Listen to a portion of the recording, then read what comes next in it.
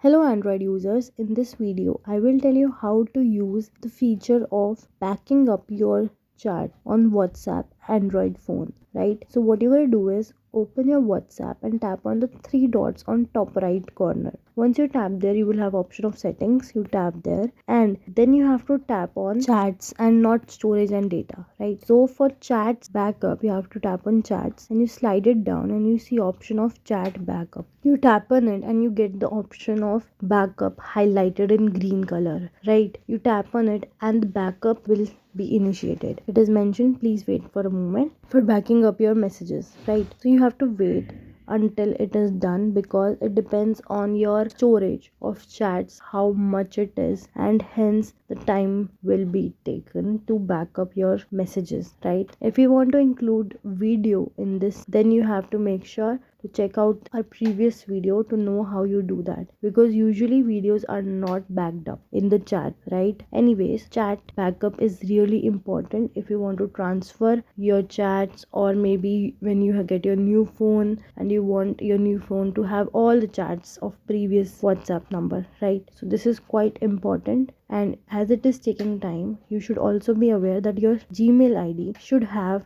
the space to back up those chats because it is data, exactly, so it takes space, right?